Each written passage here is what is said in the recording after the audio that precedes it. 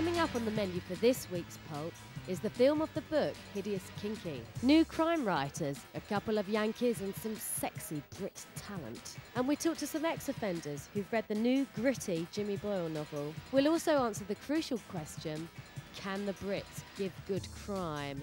But first, what on earth was going on in those phone boxes? So Mark, this book, The House of Wax, is it about whacking? Well, it's one element of the book. It's all set in 1950s Chicago, story of an S&M supermodel, the dying editress of Pulp Fiction, all in search of Nazi gold. Ooh.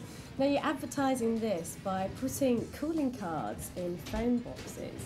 Who's your target audience? This is a new collection of stories by writer-artist Frank Miller, featuring characters from his Sin City series.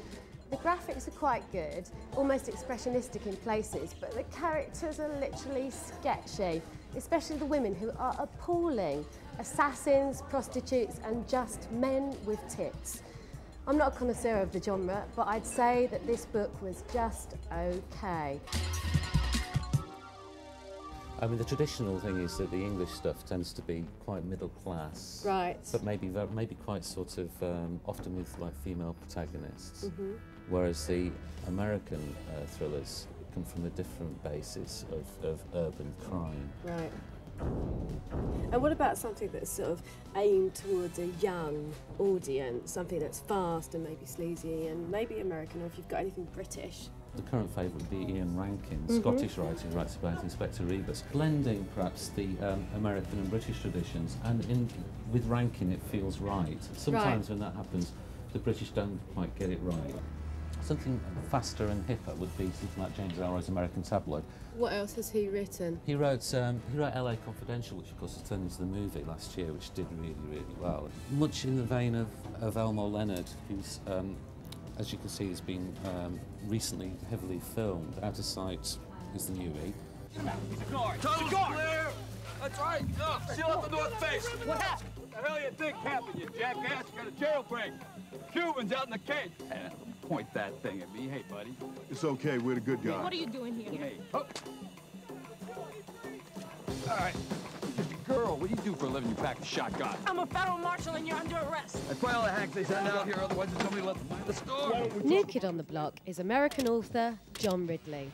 Now this guy's a real player. His first book is already an Oliver Stone film. His excellent second novel charts the tale of a one-time two-bit loser who has to come up with 25 grand or die. We nabbed John after a hard day's book signing. I asked him to define his style. You know, when people ask me what it is, I say it's more hard-boiled fiction. I don't like to, even hard-boiled fiction is a genre, but I don't like to be sort of shoved in a genre. It's just very, very tough fiction, gritty fiction. Now John, in Love is a Racket, it feels like with your style you're trying to contemporise noir, and yet there are kind of smackings of Tarantino-esque flourishes. What would you say your influences are? Definitely not Tarantino. I mean, really? I think he's very glib and he's very superficial. I think he's very talented, but actually a lot of stuff that he does is sort of ripped off from Hong Kong cinema. I think much more older guys like Chandler and definitely Jim Thompson, who I think is probably the best American noir writer. All his books were a little bit different. Some were very funny, some were very violent. Each one is just sort of a gem. I think that hard-boiled fiction and pulp fiction, they tend to be more of an American genre. They're just tougher, they're in your face, and I think it's just part of the American culture. Let's talk about English writers. Can we only do English Country Gardens and Poison in Your Tea, or can we get a bit sleazy and go for that noir? There have been several noble attempts, by writers like Mike Timlin, and to some extent Ian Rankin as well, to do that. I think they probably haven't quite made it yet. So, room for improvement. Now, this is a good book. This is a grim, psychologically twisted tale about the emotional reawakening of a brutal hitman and its tragic consequences. I loved it, but the director didn't. Over here, we've got Hideous Kinky. Old book, new film. How long have you been in Morocco? About a year. Don't you think it's time you went home? You mean to a one-room flat in South London?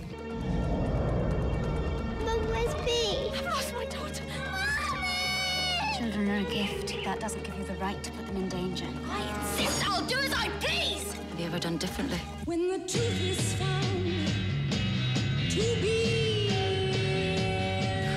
Rush hour. The book is superb, and as adaptations go, this is a good one. We're at W.H. Smith's in King's Cross to find out what this week's bestsellers are. At number 1, we have, as usual, Louis de Bernier with Captain Corelli's Mandolin.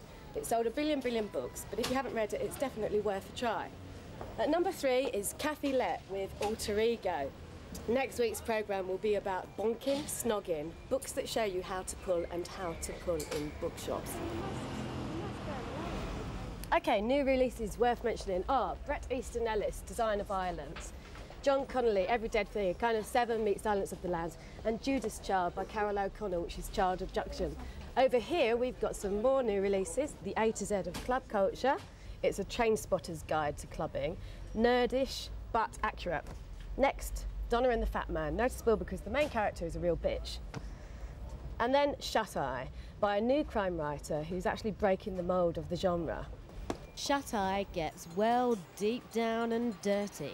It features new crime hero, Private Eye Billy Rucker, as he tries to solve a spate of gay serial killings. Set in the seedier parts of King's Cross and Dexmouth Market, we gave the book to a local cafe owner, Ruman, to see what he thought, but mostly to shock him. Personally, I found it a little bit grim and but a bit shocking, I suppose, and it's an easy book to read once you get past all the details, which I suppose you have to in order to get into the plot. The ending was very strong and had a bit of a bite to it, and I was quite surprised at the ending. It sort of gave me a little smile when I put the book down. That's one thing I noticed throughout the book. It does talk about London very much, and all the characters that you have, and you can relate to a lot of the characters, the ones in King's Cross on the street corners, and there's some very sort of nice characters in the book, and there's some very dubious ones as well. So these are characters that frequent this bar? Yes. Set in an abattoir, brutal, gritty and profoundly affecting, we hear from 3 ex-offenders who've read Jimmy Boyle's novel about life after prison. There's so much pain there, and understanding of the pain in the book. When somebody reads it, I mean, there was parts of that book that I read and I could relate to instantly, one due to my own experiences, but also due to other books that I've read. His own first book, Sense of Freedom, books like that you read in this one, and even though this is fictitious and quite comical in parts, it makes your mind go back to, you know, hard-hitting struggles where people suffered. You know, there's a hard reality there, but it's just over vulgar for me. It goes a bit too far. I think that's what makes the book, though, yeah, isn't it? It does go a bit too far, but it gets you gripped in it. Because you just want to see what happens next, so you just carry on reading it, and it just gets worse as you go through it. But I agree with Sean. I mean, I wouldn't give it to my mum and dad. Here's a good book, I read it, I loved it, read it. It's not the sort of things I'd do. But then again, saying that, you've got to be really open-minded to read it, because it is so vulgar.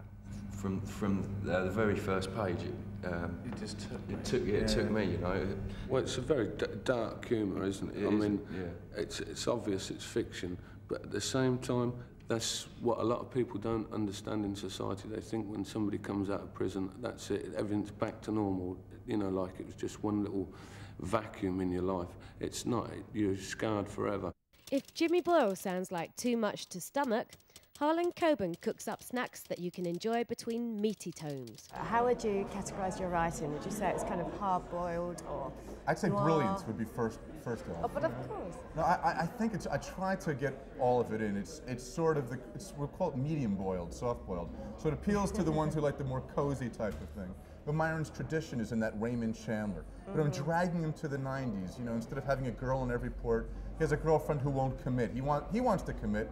She doesn't. Very, again, 90s, year 2000 type of thing. I'm trying to bring that genre into the present. A guy who's a bit more sensitive, a bit more modern. Now it's time to come clean. So, what's everyone really reading? My favorite author, interestingly enough, is not a crime fiction writer. It's Philip Roth. James Ellroy, who I think is the best living American hard-boiled writer. I just finished reading Bravo 20 after seeing it, the programme on telly. This sort of stuff I love because it brings me back to my Batman and Judge Dredd. I've just finished reading my mum's Joanna Trollope, The Vicar's Wife. It's quite a good book. It's a bit different. The one that I've always got a little attachment to because it gave me solace at one time is Master and Man by Leo Tolstoy.